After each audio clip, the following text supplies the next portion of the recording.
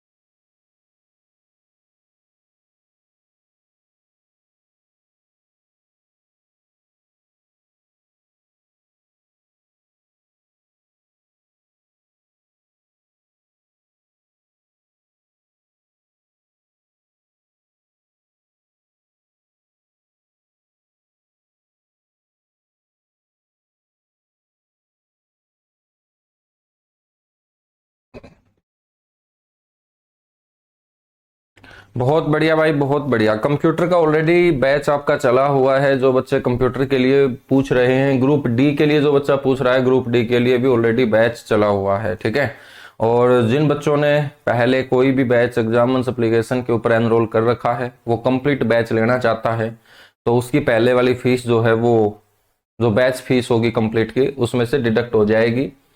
मतलब आपको बार बार वो पैसा लगाने की जरूरत नहीं है। ठीक है, चलेगा मेरे बच्चों, आगे बढ़ते हैं। फिर कल हमने पढ़ा था कि हरियाणा में मुख्य तौर पे कितने प्रकार के वन पाए जाते हैं? 5 प्रकार के वन पाए जाते हैं। और इन 5 प्रकार के वनों को 2 कैटेगरी में डिवाइड किया गया है।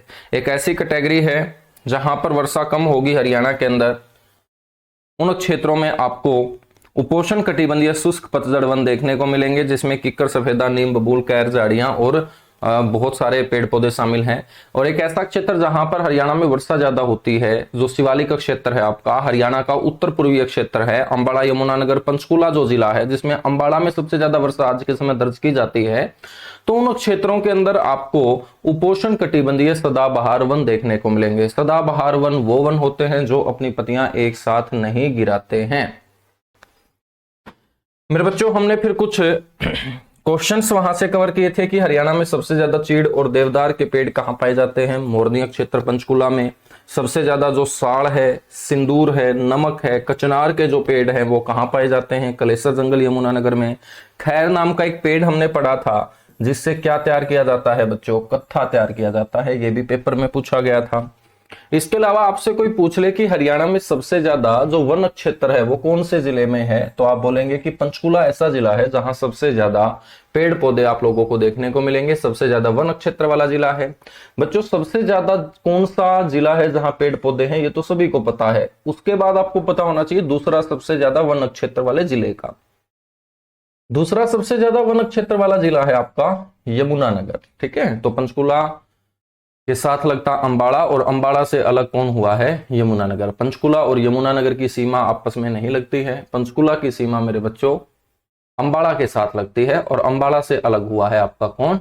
यमुनानगर। ठीक है, सबसे ज्यादा जो 1% है, एक तो होता है वन क्षेत्र, एक होता है 1%। 1% का मतलब है कि एरिया कम होते हुए भी यदि वहां पर पेड़ पौधे ज्यादा हैं तो वहां पर 1% हमेशा क्या मिलेगी आपको? ज्यादा मिलेगी। क्या मिलेगी? ज्यादा मिलेगी। तो सबसे ज्यादा 1% वाला जो जिला है वो आपका पंचकुला है। और पंचकुला में यदि हम बात करें कि परसेंटेज कितनी है पेड़ पौधों की, तो टोटल एरिया का, पंचकुला का टोटल एरिया आप सभी को पता है 898 है, 898 स्क्वायर किलोमीटर है। उसका 42.76% जो क्षेत्र है वो पेड़ पौधों से घिरा हुआ है। बात करें सबसे कम 1% वाले जिले की, तो सबसे कम जो 1% है मेरे बच्चों वो फतेहाबाद जिले के अंदर है।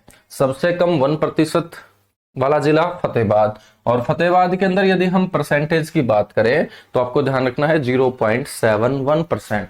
0.71%।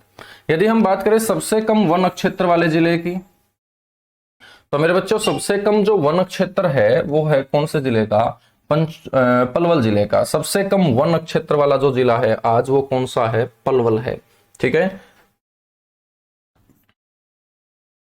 नई वन रिपोर्ट के आधार पे हम बात कर रहे हैं। आपको किताबों से ये चीज नहीं पढ़नी है, किताबों के अंदर गलत मिलेगी। गलत तो क्या मिलेगी? वो पुरानी रिपोर्ट होगी। नई रिपोर्ट के आधार पे आपको पढ़ा रहा हूं। सबसे कम वन क्षेत्र वाला जिला है पलवल। बात करते हैं झाड़ियों की। सबसे ज्यादा झाड़ियों का जो विस्तार वाला जिला है आपका वो कौन सा है? सबसे ज्यादा झाड़ियां मेरे बच्चों आज के समय महेंद्रगढ़ जिले के अंदर है। पहले हम गुड़गांव में पढ़ते थे, लेकिन गुड़गांव को छोड़ते हुए अब हमें क्या पढ़ना है? महेंद्रगढ़ में सबसे ज्यादा झाड़ियां। यदि सबसे कम झाड़ियों की बात करें तो हरियाणा के अंदर जहां पर चावल का उत्पादन बड़े स्तर पे होता है, गेहूं का उत्पादन बड़े स्तर पे होता है, उन क्षेत्रों के अंदर आपको मेरे बच्चों झाड़ियां नहीं मिलेंगी, क्योंकि वहां पर सिंचाई जो है वो बड़े स्तर पर होती है। तो झाड़ियां हमेशा जहां वर्षा कम होगी वहीं पर आपको देखने को मिलेंगी। तो जींद और करनाल ऐसे जिले हैं हरियाणा के अंदर जहां झाड़ियां बहुत कम है। एक बार पेपर में यह भी आपसे पूछा गया कि हरियाणा का ऐसा कौन सा जिला है जहां पर एक भी झाड़ी नहीं है। एक भी झाड़ी का मतलब क्या हुआ? एक भी झाड़ी का मतलब है सबसे कम झाड़ियां। ठीक है, वरना मेरे बच्चों शाम तक हम जाएंगे जींद के अंदर तो एक झाड़ी तो पक्की ढूंढ लेके आएंगे। ठीक है, लेकिन एक भी झाड़ी का मतलब है यहां सबसे कम झाड़ियों की संख्या या झाड़ियों का विस्तार। तो वो कौन से जिले होंगे? जींद और करनाल होंगे। अपने आसपास सामान्य तौर पे देखे जाने वाले ये पेड़ पौधे जिसमें शीशम है, सफेदा है, नीम है, किक्कर है, ये सबसे ज्यादा आपको कौन से जिले में मिलेंगे? जींद के अंदर। तो किक्कर, सफेदा, शीशम, नीम ये पेड़ पौधे जींद जिले में सबसे ज्यादा पाए जाते हैं। मेरे बच्चों हरियाणा में सबसे अधिक जो पेड़ पाया जाता है वो है यूकलिप्टिस। यूकलिप्टिस जिसे हम क्या बोलते हैं? सफेदा बोलते हैं। यूकलिप्टिस जिसे हम क्या बोलते हैं? सफेदा। जो सेम वाला क्षेत्र होता है वहां पर सफेदे बड़े स्तर पर लगाए जाते हैं। सफेदे को आप अक्सर किसी नहर के किनारे या किसी मेरे बच्चों माइनर के किनारे या किसी नदी के किनारे आप अक्सर देखेंगे, क्योंकि ये जल को बहुत तेज गति से क्या करता है? अवशोषित करता है। ठीक है, लवणता वाली जो भूमि होती है वहां पर, सेम वाला जो एरिया होता है वहां पर सफेदे ही लगाए जाते हैं। बच्चों सफेदे के अंदर गुणवत्ता लाने के लिए एक संवर्धन केंद्र हरियाणा में स्थापित किया गया। इसे बोलते हैं कलोनल सफेदा संवर्धन केंद्र। आपसे पूछा जाएगा ये कौन से जिले के अंदर है केंद्र, तो आप बोलेंगे कुरुक्षेत्र जिले के अंदर। और कुरुक्षेत्र जिले का गांव है सोठी कला। सोठी कला गांव के अंदर ये कलोनल सफेदा संवर्धन केंद्र स्थापित किया गया। प्रदेश के अंदर पर्यावरण को बढ़ावा देने के उद्देश्य से एक योजना को शुरू किया गया और इस योजना को बोलते हैं इको टूरिज्म योजना। आपसे बड़ा इंपॉर्टेंट क्वेश्चन इस तरीके से पूछा जा सकता है कि इको टूरिज्म जो परियोजना चलाई गई पर्यावरण के लिए, ये कौन से डिपार्टमेंट के द्वारा? तो डिपार्टमेंट कौन सा पढ़ा रहा हूं? Forest department. तो वन विभाग के द्वारा शुरू की गई कौन सी योजना? इको टूरिज्म योजना। और इको टूरिज्म योजना जो है मेरे बच्चों ये कहां शुरू की गई? मोरनी क्षेत्र पंचकुला के अंदर। मोरनी क्षेत्र पंचकुला में और कलेसर जंगल यमुनानगर के अंदर इसे शुरू किया गया। साथ के साथ नेशनल पार्क सुल्तानपुर, सुल्तानपुर, यानी कि दोनों के दोनों नेशनल पार्क ध्यान रख लेना, एक कलेसर नेशनल पार्क यमुनानगर, एक सुल्तानपुर नेशनल पार्क गुरुग्राम, और एक आप ध्यान रख लेना मोरनी क्षेत्र पंचकुला। यहीं पर फॉरेस्ट डिपार्टमेंट के द्वारा पर्यावरण के लिए कौन सी योजना को शुरू किया गया? इको टूरिज्म योजना को शुरू किया गया। सभी को गुड मॉर्निंग भाई। अब देखिएगा, जो फॉरेस्ट डिपार्टमेंट हम पढ़ रहे हैं, वन विभाग हम पढ़ रहे हैं, तो इसी वन विभाग के अंतर्गत हम क्या पढ़ेंगे? National park.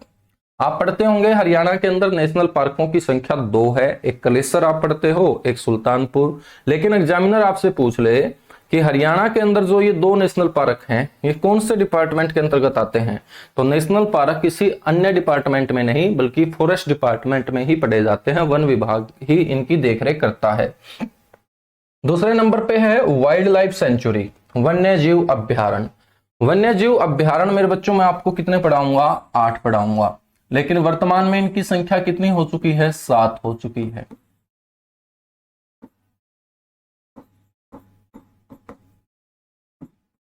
ठीक है, वर्तमान में इनकी संख्या कितनी है? 7 है, लेकिन हम 8 ही पढ़ेंगे।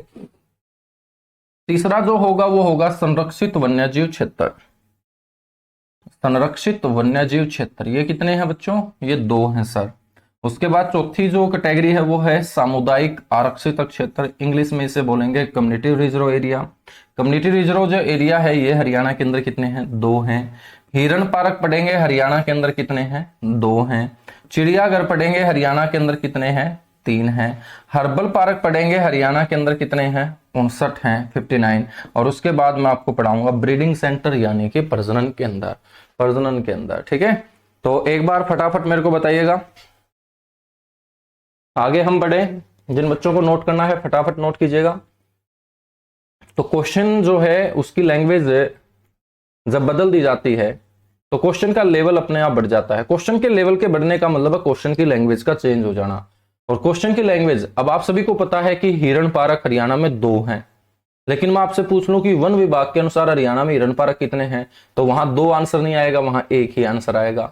मैं आपसे पूछ लूं कि हिरण पार्क कौन से डिपार्टमेंट के अंतर्गत आते हैं, तो आपको बोलना है फॉरेस्ट डिपार्टमेंट के अंतर्गत आते हैं। हर्बल पार्क किसके अंतर्गत आते हैं? फॉरेस्ट डिपार्टमेंट के अंतर्गत आते हैं। आपसे मैं पूछ लूं चिड़ियाघर जो हरियाणा के अंदर आप 3 पढ़ते हैं वो किसके अंतर्गत आते हैं, तो आप बोलोगे कि सर वो वन विभाग के अंतर्गत आते हैं। तो बच्चे इनको अलग अलग पढ़ते हैं, और जो टीचर हरियाणा जीके पढ़ाते हैं वो भी इनको अलग अलग पढ़ाते हैं।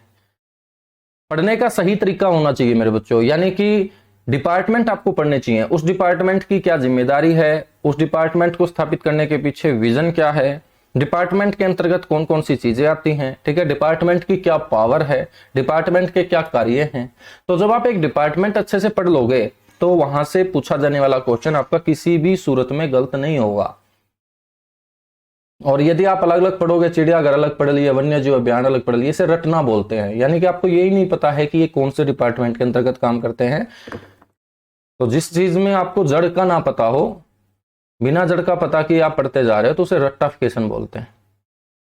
तो फटाफट एक बार नोट कीजिएगा और उसके बाद डन लिखिएगा, फिर आगे बढ़ेंगे बच्चों।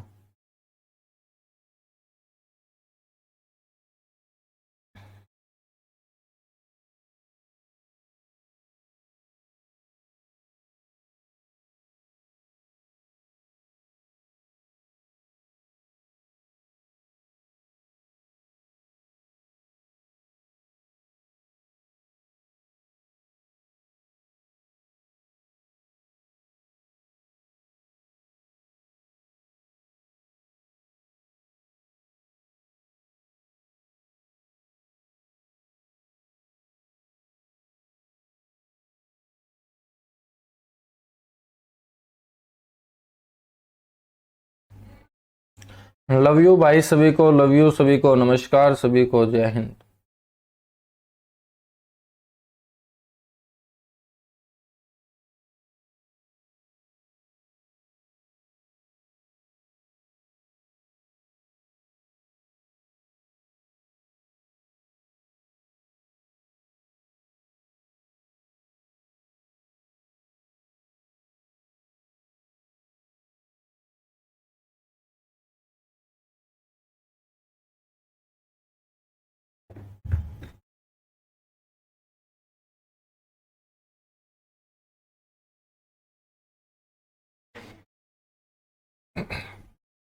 चलिएगा, सबसे पहले नेशनल पार्क पढ़ना स्टार्ट करते हैं। नेशनल पार्क मेरे बच्चों आपसे पूछ लेगा हरियाणा में इनकी संख्या कितनी है, तो तुम बोलोगे 2 है। सबसे पहले एक नेशनल पार्क जो कौन से गांव में स्थित है, सुल्तानपुर गांव के अंदर। सुल्तानपुर गांव के अंदर ये स्थित है और ये सुल्तानपुर गांव फर्रुखनगर तहसील का गांव है और फर्रुखनगर तहसील गुड़गांव जिले की तहसील है। गांव के नाम पर ही मेरे बच्चों इसका नाम है सुल्तानपुर नेशनल पार्क। और आपसे पूछ ले ये कौन सी तहसील में है, तो तहसील आपको बोलनी है फर्रुखनगर। पूछ ले कौन से जिले में है, तो जिला आपको बोलना है गुड़गांव। बच्चों इसकी स्थापना की हम बात करें तो इसकी जो स्थापना है वो सबसे पहले जो की गई थी वो एक पक्षी विहार के रूप में की गई थी। और पक्षी विहार के रूप में इसे कब स्थापित किया गया था, 1971 के अंदर। अब देखिएगा यहां पर आपके से 2 क्वेश्चन पूछ सकता है सामने वाला। एक आपसे यह भी पूछ सकता है कि सुल्तानपुर पक्षी विहार की स्थापना कब की गई, तो आप बोलेंगे 1971 के अंदर, 1971 के अंदर। एक आपसे क्वेश्चन पूछ सकता है सुल्तानपुर पक्षी विहार की खोज कब की गई, तो मेरे बच्चों खोज के बाद ही स्थापना होगी। मेरे हिसाब से स्थापना के बाद तो खोज नहीं होती है, तो मतलब स्थापना 1971 में हुई है तो इसकी खोज हुई थी कब, 1970 में। खोज का मतलब क्या है कि इस क्षेत्र को पक्षियों के लिए क्या बताया गया, अच्छा बताया गया। ठीक है, तो एक ऐसा क्षेत्र ये ढूंढा गया पीटर जैक्सन के द्वारा। Peter Jackson Delhi bird society के अध्यक्ष हुआ करते थे। इंग्लैंड से इनका संबंध रहा है, बहुत बड़े ऑर्निथोलॉजिस्ट हुए हैं, पक्षी विज्ञानी हुए हैं। तो पीटर जैक्सन जो इंग्लैंड के बहुत बड़े ऑर्निथोलॉजिस्ट थे, पक्षी विज्ञानी थे, उन्होंने इस क्षेत्र का दौरा किया था। और ये जो क्षेत्र है ये गुड़गांव की फर्रुखनगर तहसील का क्षेत्र है। और इसी फर्रुखनगर तहसील के अंतर्गत आने वाले 3 गांव, कितने गांव, 3 गांव, जिसमें एक गांव था चंदू, एक गांव था साडराना और एक गांव था सुल्तानपुर। इन 3 गांवों की जमीन को पीटर जैक्सन ने देखा कि यहाँ की मिट्टी के अंदर नमक की मात्रा बहुत ज्यादा है और जिस मिट्टी के अंदर नमक की मात्रा बहुत ज्यादा हो वहां जो पक्षी हैं वो रहना बड़ा पसंद करते हैं। क्योंकि पक्षी जब भी बहुत ज्यादा खाना वगैरह खा लेंगे, मतलब मछलियां वगैरह खा लेंगे या कीट कीड़े जो खा लेंगे, तो उसके बाद उनका यदि डाइजेस्टिव सिस्टम खराब हो जाएगा तो वो अपने डाइजेस्टिव सिस्टम को इंप्रूव करने के लिए क्या करते हैं, मिट्टी में चोंच मारना स्टार्ट कर देते हैं। अक्सर तुमने खेतों में देखा भी होगा कि पक्षी जो है वो मिट्टी में चोंच मारते रहते हैं। तो आपको लगेगा कि वो मिट्टी खाते हैं, वो मिट्टी नहीं खाते बल्कि मिट्टी से साल्ट उठाते हैं, नमक उठाते हैं। और नमक उनके डाइजेस्टिव सिस्टम को इंप्रूव करने में बहुत बड़ा योगदान देता है। तो बच्चों पीटर जैक्सन जब इन 3 गांवों के अंदर आया, जिनमें मैंने नाम बताए चंदू, साडराना और सुल्तानपुर, तो इन 3 गांवों की मिट्टी के अंदर नमक की मात्रा ज्यादा होने के कारण पीटर जैक्सन ने बोला कि ये पक्षियों के लिए बहुत अच्छी जगह है, इस जगह को छोड़ के पक्षी कभी नहीं जाएंगे क्योंकि यहाँ की मिट्टी के अंदर नमक बहुत ज्यादा है। और अक्सर आप लोगों ने हरियाणा जीके के अंदर क्वेश्चन पढ़ा भी होगा कि मेरे बच्चों हरियाणा में साल्ट वर्क डिपो कहां होता था। साल्ट वर्क डिपो का मतलब अंग्रेज जहां से नमक का उत्पादन किया करते थे वो फर्रुखनगर के अंदर हुआ करता था।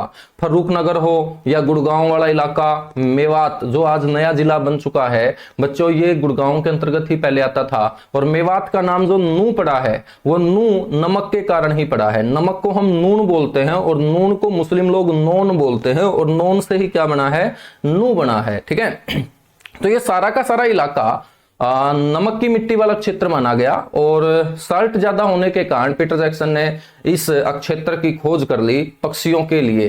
तो इसकी जो खोज है वो 1970 में की गई।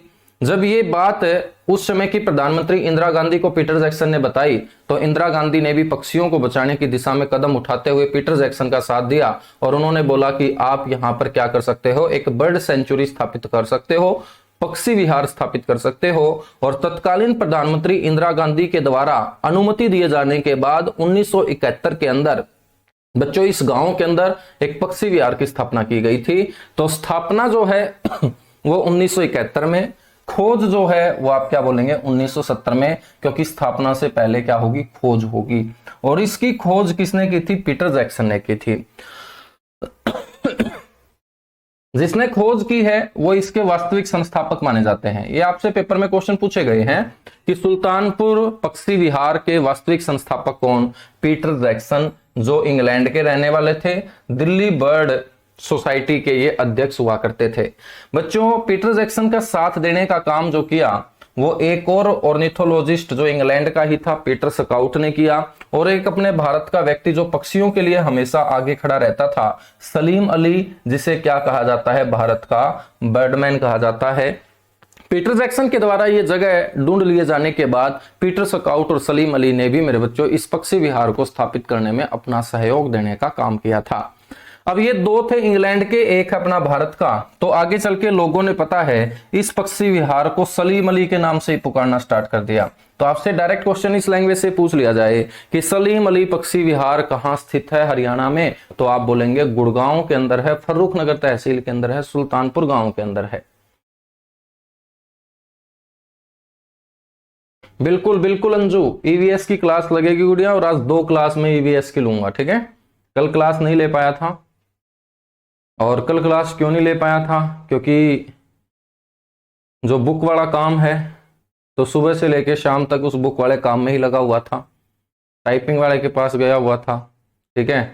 तो उसके अंदर जो एरर आए हुए हैं उनको ठीक करवा रहा था, तो इसलिए कल वाली क्लास नहीं ले पाया था। तो आज मैं आप लोगों की 2 क्लास लूंगा, ठीक है। और क्लास का नोटिफिकेशन आपको आधा घंटा पहले एप्लीकेशन पे ही मिल जाएगा ईवीएस की क्लास का, ठीक है। एक शाम को क्लास कर लेंगे, एक कभी कर लेंगे।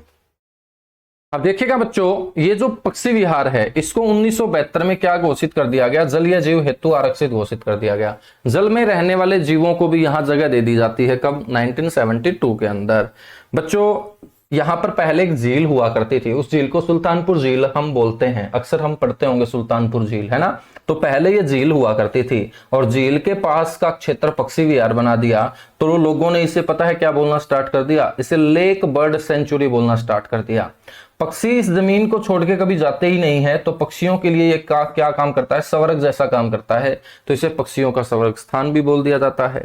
सर्दियों के मौसम में यहाँ पर प्रवासी पक्षी जो दूसरे देशों से आते हैं वो अक्सर देखे जाते हैं, और इन प्रवासी पक्षियों के अंदर सबसे जो मुख्य पक्षी है वो है साइबेरियन सारस, साइबेरियन सारस, ठीक है। बच्चों 5 जुलाई 1991 को इस पक्षी विहार को नेशनल पार्क का दर्जा दे दिया जाता है। तो 5 जुलाई 1991 को इसे नेशनल पार्क का दर्जा दिया गया। मोस्ट इंपोर्टेंट है, ये हरियाणा में घोषित किया गया पहला नेशनल पार्क था बच्चों, इसीलिए इसे बोलते हैं सर्वप्रथम इको पार्क। इको का मतलब है एनवायरमेंट, पर्यावरण की दृष्टि से, ठीक है। तो सर्वप्रथम इको पार्क हरियाणा में कौन सा है, सुल्तानपुर। बच्चों यहाँ पर जो पक्षी आते हैं उन पक्षियों को देखने के लिए फिर लोग भी आते हैं, और लोग उन पक्षियों की खूबसूरती को देख सके, उस खूबसूरती को निहारने के लिए यहाँ पर कितने वॉचिंग टावर बनाए गए, 4 वॉचिंग टावर बनाए गए हैं। मतलब वॉचिंग टावर का मतलब है ऊंचाई के ऊपर टावर खड़े कर दिए गए हैं, ठीक है, और उनके ऊपर चढ़ के पक्षियों को आराम से देख सकते हैं पर्यटक। तो पर्यटक इन टावरों के ऊपर चढ़ के नीचे बैठे हुए पक्षियों की खूबसूरती को क्या है, निहारते रहते हैं। तो यहाँ कितने वॉचिंग टावर बनाए गए हैं, 4 वॉचिंग टावर बनाए गए हैं। यदि हम इसके विस्तार की चर्चा करें तो इसका विस्तार 1.43 स्क्वायर किलोमीटर, या हम एकड़ के अंदर बात करें तो 352.17 एकड़। बच्चों 2 नेशनल पार्क के अंदर ये सबसे छोटा आपका क्या है, नेशनल पार्क है, ये आपको ध्यान रखना है। दूसरा जो नेशनल पार्क है वो यमुनानगर जिले के अंदर कलेसर नेशनल पार्क है। कलेसर जो नाम लिया गया है वो कालेश्वर से लिया गया है। कालेश्वर का मतलब होता है ईश्वर का भी काल, ठीक है, मतलब काल का ईश्वर हम बोल सकते हैं, ईश्वर का काल नहीं, काल का ईश्वर, मतलब जो काल से भी ना डरे उसी को बोलते हैं कालेश्वर।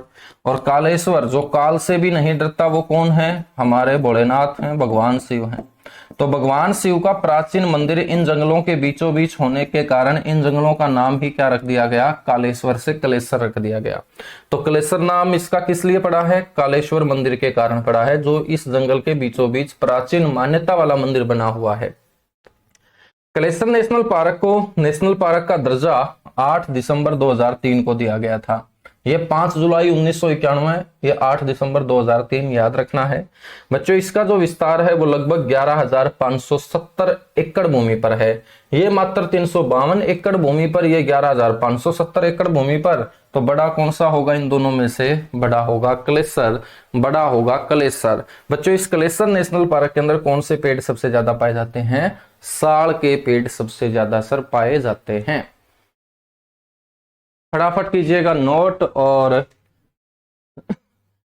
कीजिएगा डन। उसके बाद बढ़ते हैं बच्चों आगे।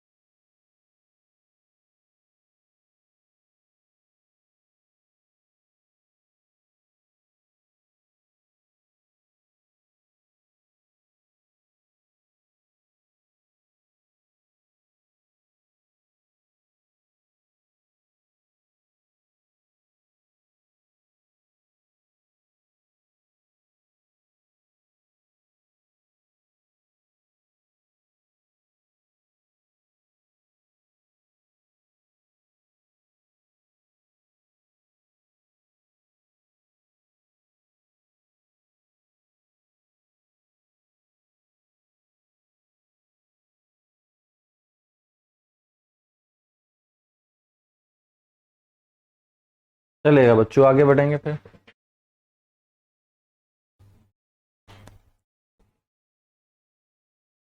अब बात करते हैं वाइल्ड लाइफ सेंचुरी, वन्यजीव अभ्यारण्यों की। वन्यजीव अभ्यारण्य होते क्या हैं? वन्य का मतलब वन होता है जहां पेड़ पौधे आपको नजर आएंगे, जीव का मतलब जीव होता है, अभय का मतलब बिना डर के होता है, और अरण्य का मतलब भी जंगल होता है। एक ऐसा जंगल जहां पर जीव जंतु बिना किसी डर के, बिना किसी भय के अपना जीवन व्यतीत कर सके, घूम फिर सके, आजाद वो रह सके, ऐसे जंगल को हम अभ्यारण्य बोलते हैं बच्चों। ठीक है, वाइल्ड लाइफ सेंचुरी ने इंग्लिश में बोला जाता है। हम बात करें तो वर्तमान में फॉरेस्ट डिपार्टमेंट के अनुसार, यदि हम बात करें वर्तमान में तो फॉरेस्ट डिपार्टमेंट के अनुसार इन वाइल्ड लाइफ सेंचुरी की जो संख्या है हरियाणा में वो 7 है। पहले इनकी संख्या कितनी होती थी मेरे बच्चों? 8 होती थी। लेकिन अब आप बोलोगे कि सर यदि हमसे पेपर में पूछ लिया जाए कि हरियाणा में वन्यजीव अभ्यारण्यों की संख्या कितनी है, तो हम आंसर क्या दे के आए? तो मेरे प्यारे बच्चों, एचएसएससी जो बोर्ड है और इसके द्वारा जितने भी पेपर कंडक्ट करवाए जाते हैं और उसके अंदर जो क्वेश्चंस के हम हाल देखते हैं, तो वहां पर पुराने आंकड़े ही आप लोगों को ज्यादा देखने को मिलते हैं। तो मेरी तो एक ही राय रहेगी तुम लोगों से कि यदि ऐसा क्वेश्चन आपसे पूछ लिया जाए कि हरियाणा में वन्यजीव अभ्यारण्यों की संख्या कितनी है, तो आप लोगों को हर हाल में आंसर 8 ही देना चाहिए। क्या देना चाहिए? 8। देखो, आप लोग 7 भी आंसर दोगे तब भी मैं आप लोगों का क्वेश्चन ठीक कराने का मादा रखता हूं, फिर आपको ऑब्जेक्शन लगाना पड़ेगा। ऑब्जेक्शन से ना मानना तो फिर आपको केस भी करना पड़ सकता है। मतलब यदि आप 7 आंसर दे के आओगे तो मैं आपका क्वेश्चन ठीक करवाने का बिल्कुल मादा रखता हूं। उसके लिए फिर चाहे हमें ऑब्जेक्शन लगाना पड़े, केस करना पड़े, क्योंकि फॉरेस्ट डिपार्टमेंट साफ साफ बोलता है कि वर्तमान में हरियाणा के अंदर वन्यजीव अभ्यारण्य 8 नहीं, कितने हैं? 7 हैं। ठीक है, लेकिन पेपर जो अभी हुआ पीछे, उसमें भी मेरे ध्यान आ रहा है कि उसने जो आंसर माना था वो 8 ही माना था, क्योंकि हरियाणा जीके के अंदर बहुत सारे जो क्वेश्चन हैं उनका आंसर पुराने आंकड़े ही मान लिया जाता है एचएसएससी के द्वारा, क्योंकि एचएसएससी के पास खुद का पेपर तैयार करने का मेरे बच्चों कोई पैनल है ही नहीं, ठीक है। तो वो दूसरे स्टेट को जिम्मेदारी देता है कि हरियाणा के बच्चों के लिए पेपर बनाओ, और दूसरा स्टेट इतनी ज्यादा खास मेहनत करेगा नहीं। वो क्या करता है, जो पहले के पेपरों में क्वेश्चन आए हैं, कुछ क्वेश्चन वो उठाता है, कुछ क्वेश्चन वो करंट अफेयर के उठाता है, ठीक है। तो इस तरीके से वो अपनी फॉर्मेलिटी को पूरा कर देता है। तो पहले आए हुए पेपरों के आधार पर चर्चा करेंगे तो आपको 8 आंसर दे के आना चाहिए। लेकिन आपको यदि इस तरीके की लैंग्वेज पेपर में मिल जाए कि हाल ही में आई रिपोर्ट के आधार पर बताओ कितने वन्य जीव अभ्यारण्य हरियाणा में है, तो इस प्रकार के क्वेश्चन की लैंग्वेज को देखते ही समझ जाना कि वो आपसे प्रेजेंट टाइम की बात कर रहा है, तो वहां पर आपका आंसर 7 होना चाहिए। तो आप आंसर 8 दे के आओ चाहे 7 दे के आओ, 7 दे के आओगे तो तुम्हारा गलत मान लिया जाएगा, तो ठीक मैं करवा दूंगा। और यदि तुम 8 आंसर दे के आए और फिर उसने 7 मान लिया तो मेरे बच्चों फिर ठीक करवाने वाला कोई नहीं होगा। तो ये तुम अपना डिसीजन खुद लेना कि 8 आए तो हम 8 करें या 7 आए तो हम 7 करें, ठीक है। 7 करोगे तो बिल्कुल ऑथेंटिक है, 8 करोगे तो ये पुराना आंकड़ा हो चुका है। मेरे बच्चों, भारतीय वन्यजीव जो संरक्षण अधिनियम है 1972, उसी के तहत इन वन्यजीव अभ्यारण्यों की स्थापना राज्यों के अंदर की गई है। अपने हरियाणा के अंदर जो सबसे पहला वन्यजीव अभ्यारण्य है वो सिरसा जिले के एक शहर अबूब शहर में स्थित है। अबूब शहर वन्यजीव अभ्यारण्य ये सिरसा जिले के अबूब शहर में है। इसका विस्तार 28,492 एकड़ भूमि पर है। ये सबसे बड़ा वन्यजीव अभ्यारण्य मेरे बच्चों होता था। क्यों? क्योंकि वन्यजीव अभ्यारण्य जो वन विभाग के अंतर्गत आते हैं, तो वन विभाग ने बच्चों इसे वर्ष 2018 के अंदर सामुदायिक आरक्षित क्षेत्र में शामिल करने का काम किया है। वन्यजीव अभ्यारण्य की कैटेगरी से इसे हटा दिया गया और 2018 में इसे कम्युनिटी रिजर्व एरिया सामुदायिक आरक्षित क्षेत्र में शामिल करने का काम किया। इसीलिए मैंने बोला कि प्रेजेंट टाइम में ये 7 वन्यजीव अभ्यारण्य है, जो अपना सबसे बड़ा वन्यजीव अभ्यारण्य होता था। आज वो वन्यजीव अभ्यारण्य ना होके सामुदायिक आरक्षित क्षेत्र घोषित किया जा चुका है। बच्चों, अबूब शहर को पहली बार जब वन्यजीव अभ्यारण्य का दर्जा मिला था वो तारीख 27 नवंबर थी और साल 1987 का था। 27 नवंबर 1987 को ये वाइल्ड लाइफ सेंचुरी घोषित किया गया। दूसरा जो है वो है छिलछिला वन्यजीव अभ्यारण्य। छिलछिला वन्यजीव अभ्यारण्य है कौन से गांव के अंदर? जहां पर हमने सफेदा संवर्धन केंद्र पढ़ा, श्योंठी कला। बच्चों, श्योंठी गांव के अंदर होने के चलते वहां के लोग इसे श्योंठी कला वन्यजीव अभ्यारण्य भी बोल देते हैं। तो छिलछिला वन्यजीव अभ्यारण्य का दूसरा नाम क्या है? श्योंठी कला वन्यजीव अभ्यारण्य भी है, और ये आपका सबसे छोटा वन्यजीव अभ्यारण्य है। बच्चों, इस दर्जा तो दिया गया था वो 1986 के अंदर दर्जा दिया गया था, ये आपको ध्यान रखना है। क्या दिया गया था? इसे दर्जा दिया गया था।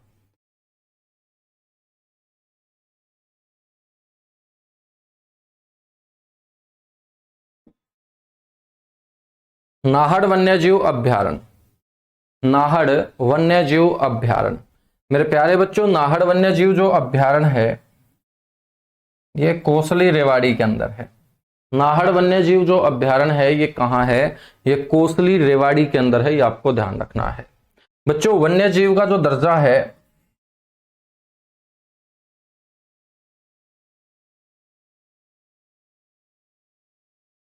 वो 1987 के अंदर इसे दिया गया था। वन्यजीव का जो दर्जा है ना मेरे बच्चों, वो कब दिया गया था? 1987 के अंदर इसे दिया गया था। और यहाँ के जो मुख्य जीव हैं वो कौन कौन से हैं? सांबर है, चित्तल है, बारहसिंगा है, जंगली हिरण है, सियार है और लोमड़ी है।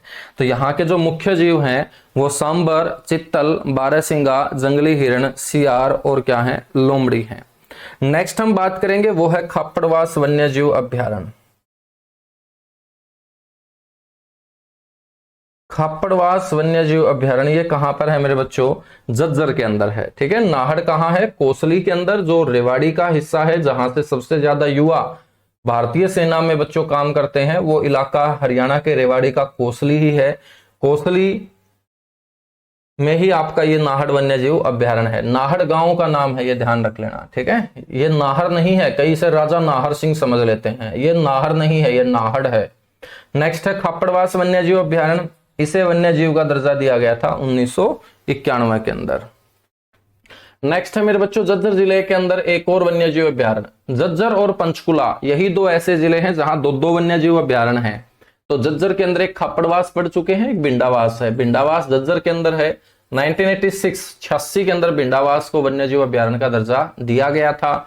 बच्चों बिंडावास के अंदर एक झील है जिसे हम सुंदर झील बोलते हैं, वो हरियाणा की सबसे बड़ी वेटलैंड भी है और इसी झील के ऊपर बहुत सारे पक्षियों की प्रजातियां हमें देखने को मिलती है। पूरे भारत के अंदर 1250 प्रकार के पक्षी बच्चों आसमान में उड़ते हैं। उन 1250 में से 500 प्रकार के पक्षी हरियाणा के आसमान में उड़ते हैं और उन 500 प्रकार में से 250 प्रकार के पक्षी बच्चों झज्जर के इस बिंडावास वन्य जीव अभ्यारण्य के अंदर आप लोगों को देखने को मिलेंगे।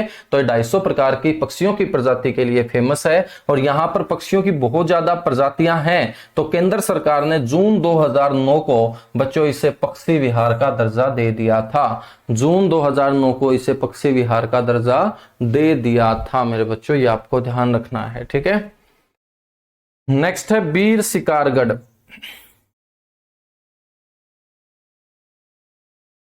वन्य जीव अभ्यारण्य, बीर शिकारगढ़ वन्य जीव अभ्यारण्य।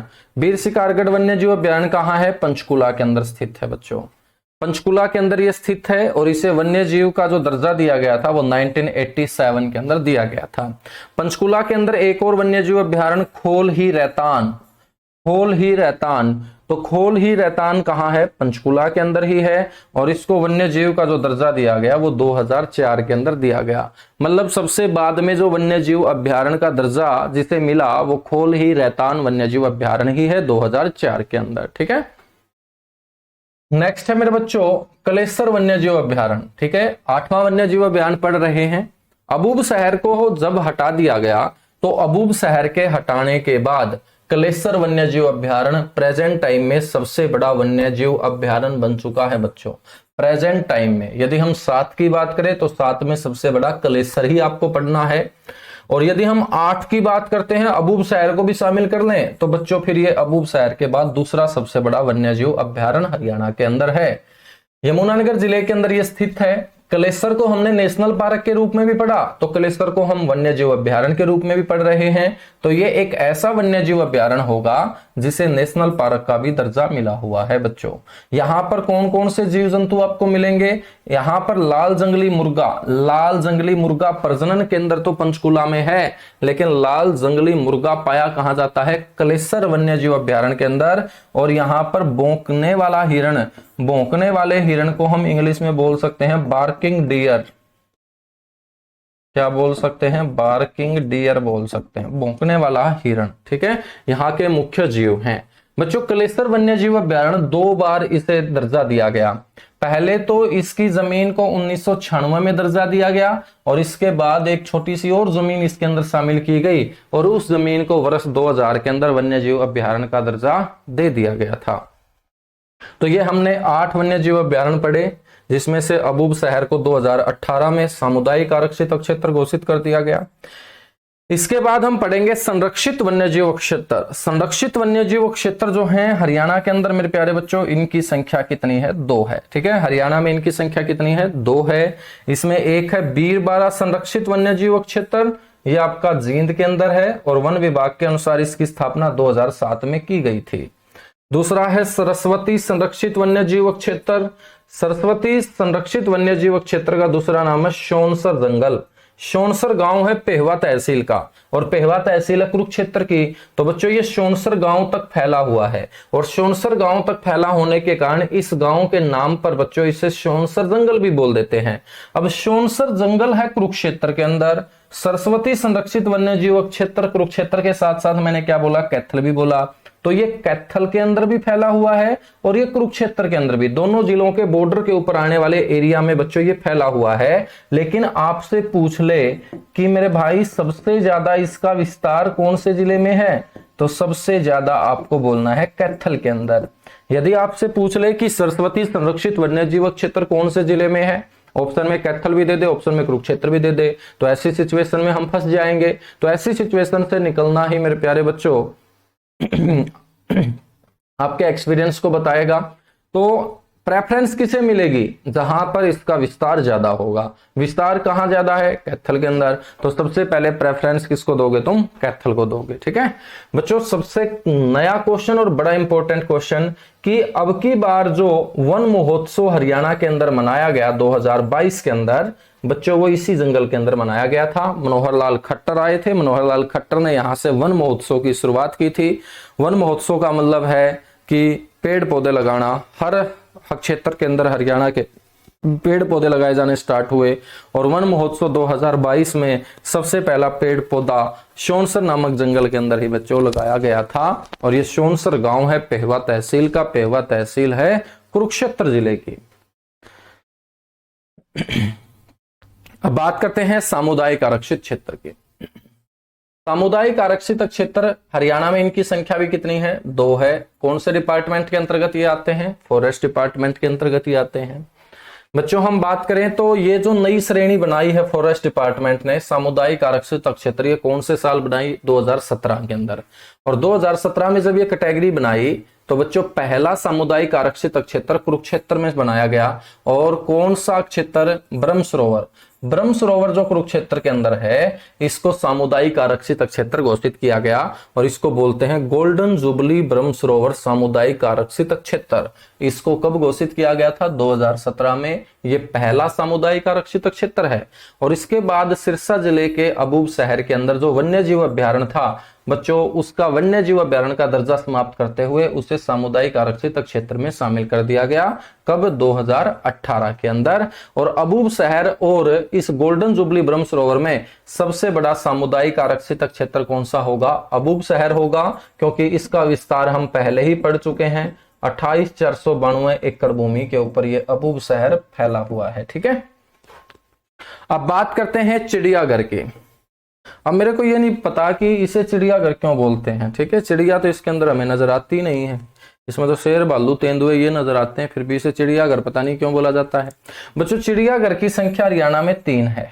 फॉरेस्ट डिपार्टमेंट के अंतर्गत ही चिड़ियाघर आते हैं। सबसे छोटा जो चिड़ियाघर है उसका नाम है चौधरी सुरेंद्र सिंह मेमोरियल। ये बंसीलाल के छोटे बेटे जो हेलीकॉप्टर दुर्घटना में सहारनपुर के अंदर 2005 में मारे गए थे, ओम प्रकाश जिंदल के साथ इनकी मृत्यु हुई थी। चौधरी सुरेंद्र सिंह की याद में ही इसका नाम किया गया चौधरी सुरेंद्र सिंह मेमोरियल लघु चिड़ियाघर। भिवानी के अंदर है। स्थापना बच्चों फॉरेस्ट डिपार्टमेंट के अनुसार 1982-83 के अंदर। यह सबसे पहला चिड़ियाघर है। जो पहला होता है वही पुराना होता है और साथ ही साथ ही हरियाणा का सबसे छोटा चिड़ियाघर है। नेक्स्ट है पीपली चिड़ियाघर। बच्चों ये पीपली के अंदर है कुरुक्षेत्र में। और पीपली आप सभी को पता होगा नेशनल हाईवे 44 के ऊपर आने वाला कुरुक्षेत्र जिले का शहर। इसको बच्चों चिड़ियाघर का दर्जा दिया गया था 85-86 के अंदर। इसी चिड़ियाघर के अंदर ब्लैक बक प्रजनन केंद्र भी बच्चों बना हुआ है। ब्लैक बक जो काला हिरण हम बोलते हैं, हरियाणा का राजकीय पशु, उसके लिए जो ब्रीडिंग सेंटर है वो आपका कहां पर है? पीपली के अंदर। और पीपली के चिड़ियाघर के अंदर ही ये ब्लैक बक प्रजनन केंद्र बना हुआ है। नेक्स्ट मेरे बच्चों चर्चा करते हैं रोहतक चिड़ियाघर की। रोहतक के अंदर है और इसकी स्थापना 1985-86 के अंदर की गई थी। नेशनल हाईवे 9 के ऊपर रोहतक चिड़ियाघर है। और रोहतक के अंदर एक झील आपने पढ़ी होगी तिलियार झील, उसके बिल्कुल साथ लगता ये चिड़ियाघर है। प्रदेश का सबसे बड़ा चिड़ियाघर है बच्चों। लगभग 41 एकड़ भूमि के ऊपर यह फैला हुआ है। तो सबसे बड़ा है रोहतक चिड़ियाघर और सबसे छोटा है जो पहला था हमारा चौधरी सुरेंद्र सिंह मेमोरियल लघु चिड़ियाघर। अब बात करते हैं हिरण पार्क। हिरण पार्क की संख्या हरियाणा में 2 है, लेकिन फॉरेस्ट डिपार्टमेंट वन विभाग जो हिरण पार्क बताता है वो सिर्फ हिसार में बताता है। और हिसार हिरण पार्क की स्थापना मेरे बच्चों HSSC और फॉरेस्ट डिपार्टमेंट, ठीक है, फॉरेस्ट डिपार्टमेंट ने एक बार इसको 1985 भी दर्शाया, लेकिन अब दोबारा से अपडेट करके जब आंकड़े आए तो फॉरेस्ट डिपार्टमेंट ने भी इसकी स्थापना 1970 बताई है। तो हिसार हिरण पार्क की स्थापना आप कब बोलेंगे? 1970 के अंदर की गई थी। बच्चों इसके अलावा दूसरा हिरण पार्क है महम हिरण पार्क। इसकी स्थापना कब की गई ये कहीं पर मेंशन नहीं है। फॉरेस्ट डिपार्टमेंट में भी महम हिरण पार्क का कहीं जिक्र नहीं आता। लेकिन एक बार पेपर में पूछा गया कि हरियाणा में हिरण पार्क कितने हैं, तो आपको आंसर देना चाहिए 2 हैं, महम और हिसार हिरण पार्क। ठीक है, अब हम बात करते हैं ब्रीडिंग सेंटर प्रजनन केंद्रों की। बच्चों सबसे पहले पशु है चिंकारा। जिसे जंगली हिरण भी बोल सकते हैं। चिंकारा प्रजनन केंद्र कौन से गांव के अंदर है? कैरू गांव के अंदर, और ये भिवानी जिले का गांव है। उसके बाद है बच्चों मोर व चिंकारा। जब मोर साथ में हो चिंकारा के, तो इसका प्रजनन केंद्र तुम्हें झाबुआ के अंदर पढ़ना है। झाबुआ कहां है? रेवाड़ी के अंदर है। नेक्स्ट है मेरे बच्चों मगरमच्छ प्रजनन केंद्र, क्रोकोडाइल ब्रीडिंग सेंटर, यह है कुरुक्षेत्र के बोरसैदा गांव के अंदर। नेक्स्ट है आपका ब्लैक बक प्रजनन केंद्र, ये हमने अभी पढ़ा पीपली के अंदर है। नेक्स्ट है रेड जंगल फाउल। रेड जंगल फाउल का मतलब होता है वो पक्षी जिसके शरीर का कोई हिस्सा लाल हो, ठीक है, पीठ भी लाल हो सकती है, सिर भी लाल हो सकता है, गर्दन भी लाल हो सकती है, चोंच भी लाल हो सकती है, तो उनको रेड जंगल फाउल बोला जाता है। खास तौर पे यहाँ पर लाल वर्ड जब यूज किया जाएगा वो इसी जंगल फाउल के अंदर काउंट किया जाएगा। तो लाल जंगली मुर्गा प्रजनन केंद्र हो या रेड जंगल फाउल प्रजनन केंद्र हो, आपको इसका आंसर पंचकुला देना है। नेक्स्ट हम बात करते हैं तितर की। तितर को फिजेंट बोलते हैं, ठीक है। फिजेंट जो प्रजनन केंद्र है आपका, ये कहाँ है? मोरनी पंचकुला के अंदर है, ठीक है, मोरनी पंचकुला। तो आप इसकी शॉर्ट ट्रिक भी बना सकते हो, मोती। मोती याद रख लेना बस, मोती। मो से मोरनी, ती से तितर, ठीक है। तो तितर प्रजनन केंद्र कहाँ होगा? मोरनी के अंदर होगा। उसके बाद बच्चों चिड़िया प्रजनन केंद्र। चिड़िया प्रजनन केंद्र पंचकुला जिले के दो शहरों में है, दो क्षेत्रों में है। एक है मोरनी क्षेत्र और एक है बेरवाड़ा। बेरवाड़ा और मोरनी के अंदर चिड़िया प्रजनन केंद्र बच्चों बनाया गया है।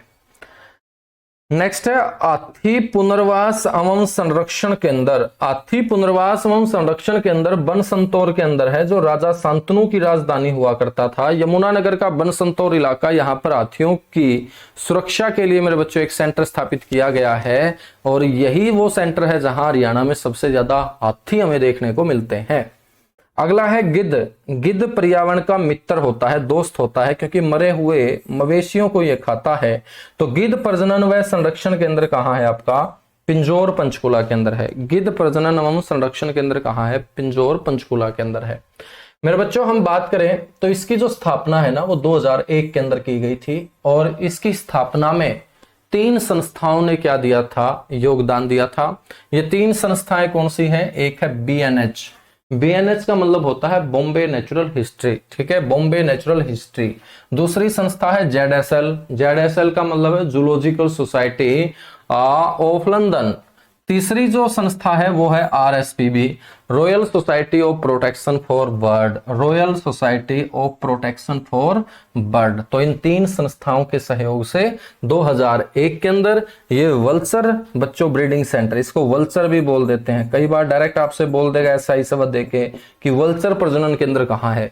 अब जिस भाई साहब को वल्चर का नहीं पता होगा कि इसे गिद्ध बोलते हैं, वो तो फिर तुक्का किसी और कोई लगा के आएगा, तो इसे वल्चर प्रजनन केंद्र भी बोलते हैं। बच्चों एशिया में जो सबसे ज्यादा गिद्ध हैं वो यहीं पर आप लोगों को देखने को मिलेंगे। पर्यावरण का इसे दोस्त कहा जाता है। यहां पर गिद्धों की कौन सी प्रजातियां देखने को मिलेगी? कौन सी प्रजातियों को बचाने का काम किया जा रहा है? तो गिद्धों की प्रजातियों के नाम भी याद रख लेना। Long build. लॉन्ग बिल्ड का मतलब है लंबी गर्दन वाले गिद्ध, ठीक है, जिनकी गर्दन लंबी हो। उसके बाद है स्लेंडर बिल्ड। एक है व्हाइट बैक्ड, मतलब पीठ के ऊपर बच्चों सफेद रंग के धब्बे आपको नजर आएंगे इस गिद्ध के। एक है हिमालयन ग्रिफॉन। तो ये 4 गिद्ध आपको ध्यान रखने हैं। एक है लॉन्ग बिल्ड, एक है स्लेंडर बिल्ड, एक है व्हाइट बैक्ड, एक है हिमालयन ग्रिफॉन, ठीक है। तो 4 प्रकार के गिद्धों को बचाने के लिए दुनिया की 3 संस्थाओं ने 2001 के अंदर पिंजौर पंचकुला में ये वल्चर ब्रीडिंग सेंटर स्थापित करने का काम किया था, ठीक है।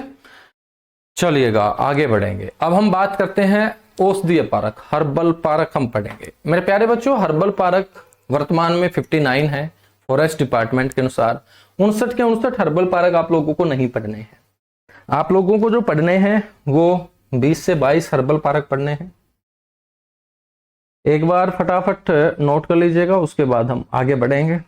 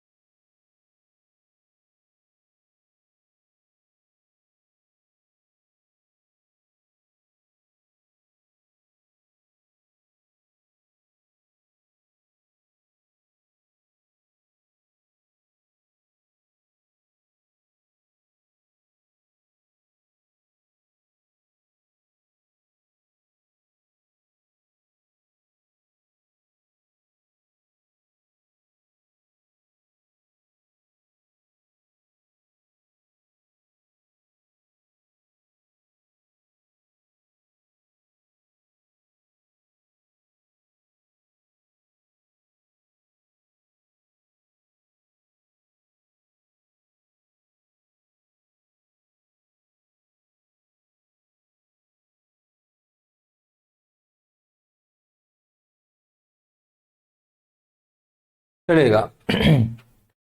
हर्बल का मतलब औषधीय होता है, जहां औषधि पौधे आप लोगों को देखने को मिलेंगे, एलोवेरा, नीम, ठीक है, बबूल, इस प्रकार के पौधे, तुलसी। वर्तमान में मेरे बच्चों इनकी जो संख्या है वो 59 है।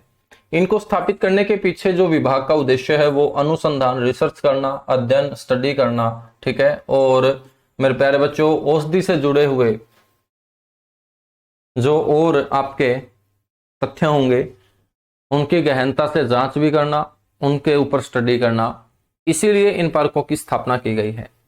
सबसे ज्यादा जो हर्बल पार्क आपको हरियाणा के अंदर देखने को मिलेंगे वो रेवाड़ी जिले के अंदर देखने को मिलेंगे। दूसरा सबसे ज्यादा हर्बल पार्कों की संख्या वाला जिला बच्चों रेवाड़ी के साथ लगता ही महेंद्रगढ़ जिला, जो महेंद्रगढ़ से ही अलग होकर बना है आपका रेवाड़ी। तो रेवाड़ी में सबसे ज्यादा है, महेंद्रगढ़ में दूसरे नंबर पे सबसे ज्यादा हर्बल पार्क है। सबसे पहला हर्बल पार्क बच्चों चौधरी देवीलाल के नाम पर यह स्थापित किया गया था चूहरपुर गांव के अंदर, जो यमुनानगर जिले का गांव है। यह हरियाणा का प्रथम हर्बल पार्क है और सबसे पुराना हर्बल पार्क है।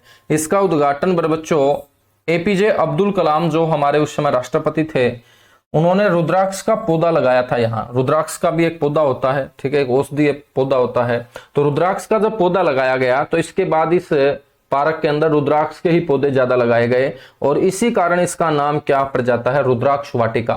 वाटिका के आगे कोई भी शब्द जोड़ा जाता है समझ लेना वो पेड़ का नाम है मेरे भाई, ठीक है। तो चौधरी देवीलाल प्राकृतिक हर्बल पार्क का दूसरा नाम क्या है, रुद्राक्ष वाटिका है।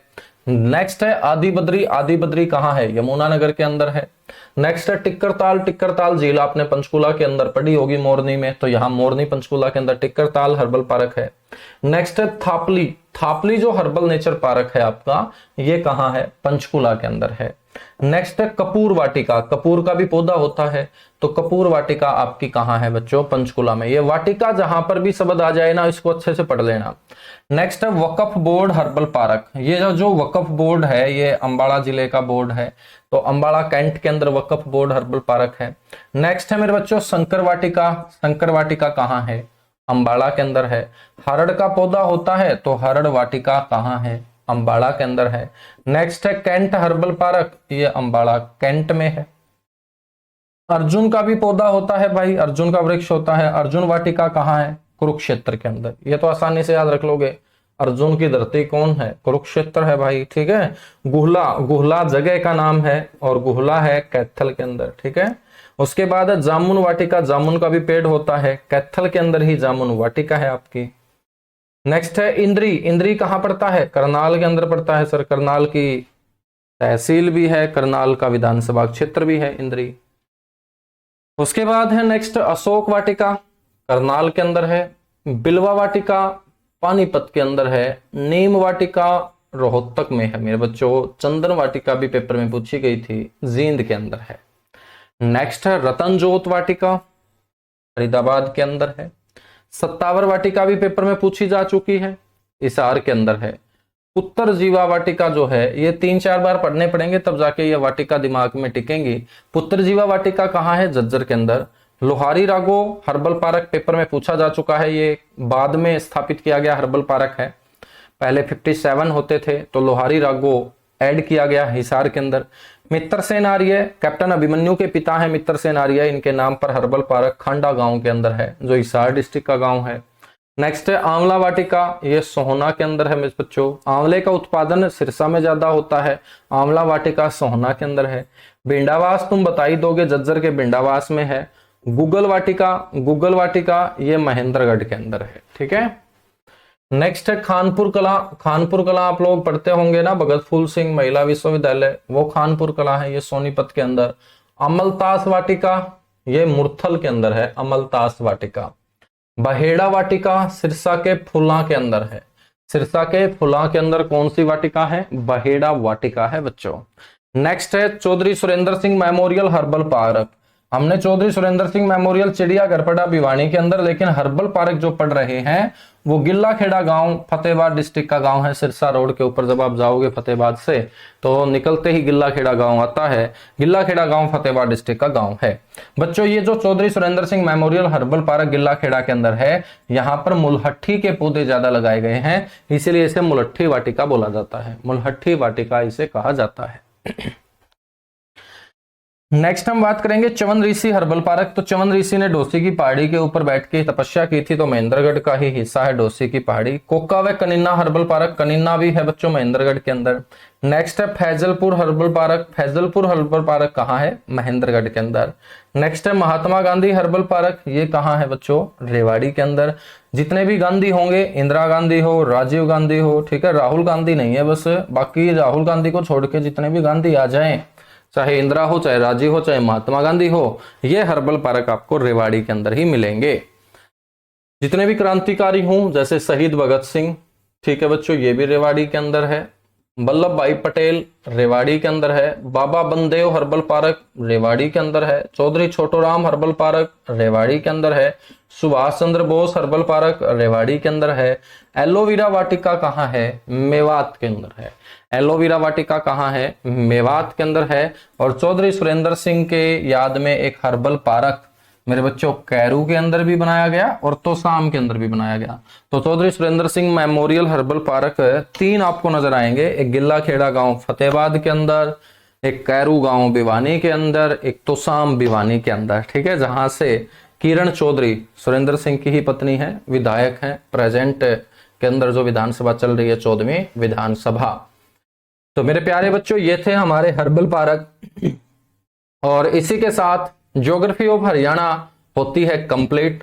हर एक वो टॉपिक जो हरियाणा की ज्योग्राफी के अंदर आता है वो आप लोगों को मैंने बड़े अच्छे तरीके से, डीपली तरीके से कवर करवाने का काम किया है। कोई भी टॉपिक आपका नहीं छोड़ा गया, कोई भी लाइन आपकी नहीं छोड़ी गई।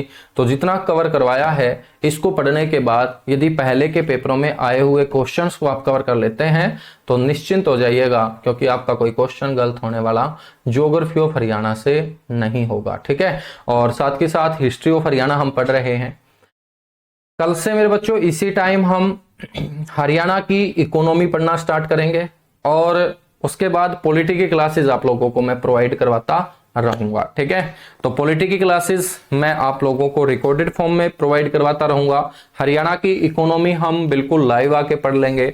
और उसके बाद यदि पेपर हमारा एक्सटेंड होता चला जाता है तो पॉलिटी ऑफ हरियाणा, ठीक है, या इसके अलावा जो भी सेक्शन मैंने